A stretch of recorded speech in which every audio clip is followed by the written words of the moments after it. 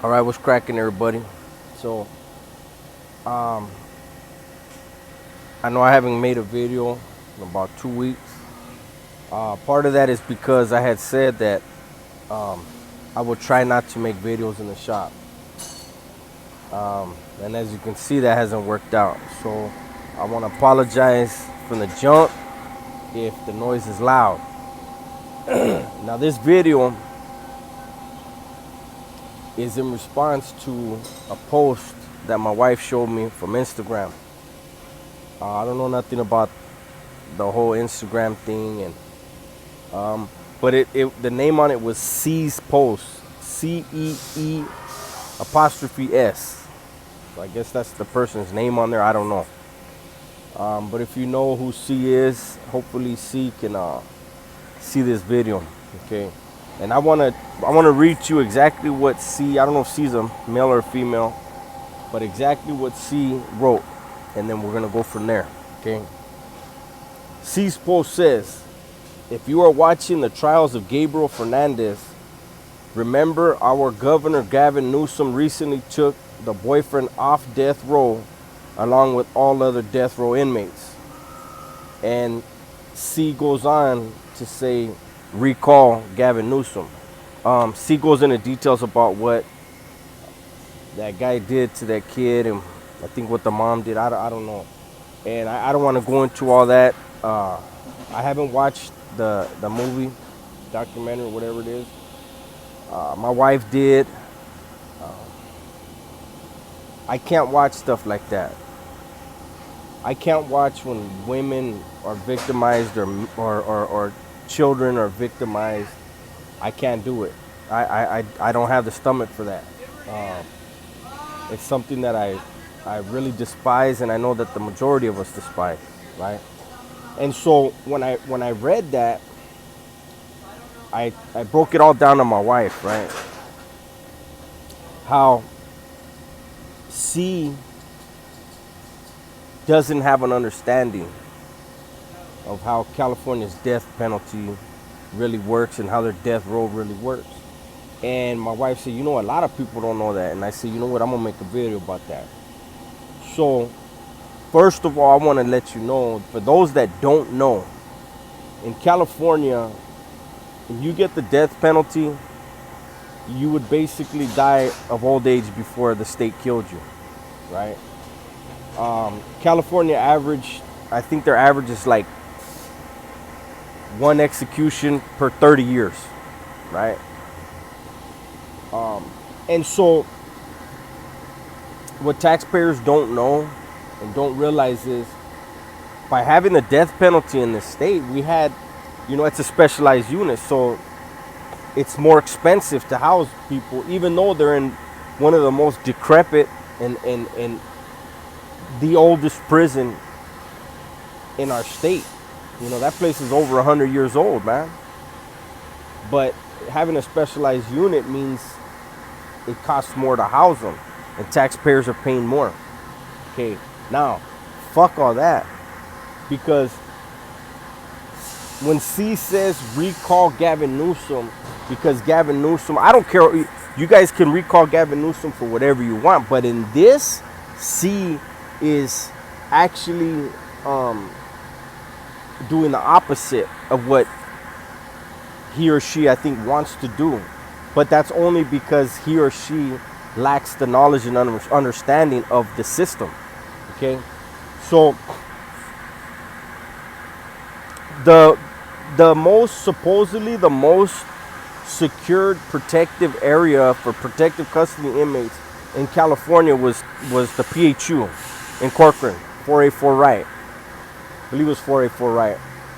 And that's where Charles Manson was, and Sirhan and Corona, and all them high profile, super high profile cases that were keepaways from everybody.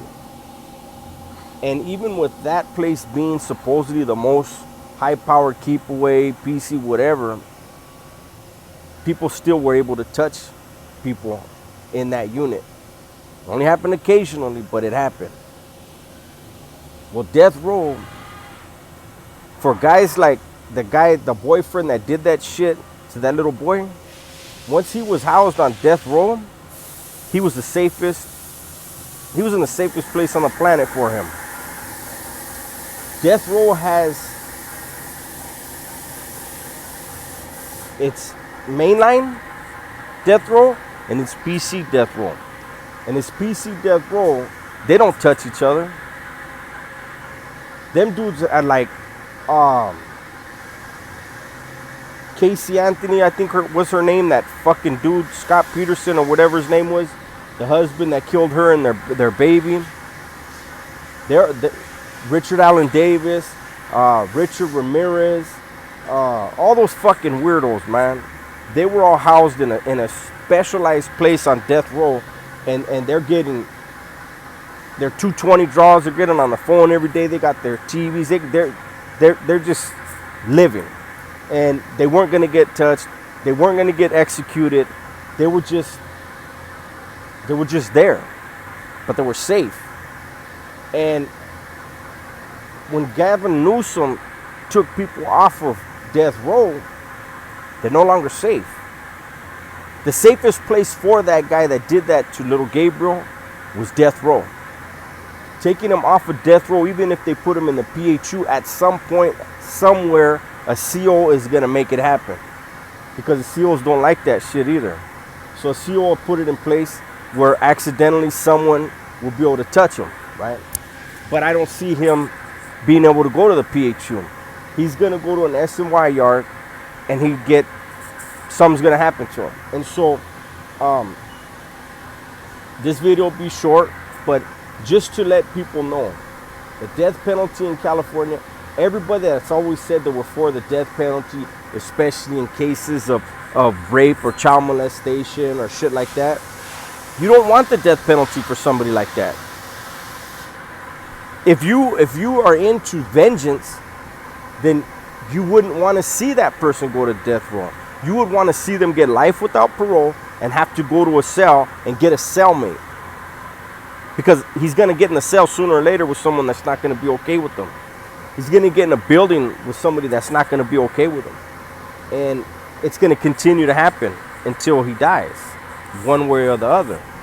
Now, you guys know I'm not condoning violence. I'm not saying anything should happen to anybody. But crimes against women and children are unforgivable. And I know I shouldn't judge anybody, but when it comes to shit like that, I'm very judgmental. And so, if you see this video, or anybody seeing this video that did not understand what California's death row and death penalty was, it was basically, you're gonna sit in a fucking place that's not gonna execute you, but because you're on the roll. See, when you're not on the roll, if you have LWOP or you have any other sentence, you have to get a job. You go in as A2B status, meaning you don't have a job. A2Bs don't get to go to the maximum canteen. You know, they don't get to do a lot of other things that what an A1A or a worker can do. Well, when you go to death row, you're automatically A1A. You are given privileges that you don't have to earn. You get the phone every day. You get contact visits. You get contact visits when dudes in the shoe couldn't get contact visits. And these motherfuckers are on death row getting contact, you know. And look, I don't want to get sidetracked, but I just want to make sure people understand. Death row for guys like that was a luxury. It was peace of mind. It was safety. Why would anybody want someone like that individual or anyone like that to have peace of mind and have safety? They didn't give any peace of mind to their victims. You know, and there was a guy that came on here before in my comment section, and when I spoke on sex offenders before, and he said sex offenders can change, just like gang members can. Nah, I don't buy it. I buy that sex offenders have a sickness, a mental fucking deformity, and that's something we just don't. When a gang member relapses, he goes after another gang member. When a fucking child molester or a rapist relapses, goes after a woman or a child. That's not a chance anybody wants to be taking. So elections, I guess elections are coming up. I don't know, I can't vote, so I don't even pay attention. But elections are coming up. That right there is the complete opposite of what people, like, if you want to be mad at Gavin Newsom, be mad at him. But if you're mad because he took that dude off death row and put him where he's actually in harm's way, then you need to reevaluate that. So with that, I'm out.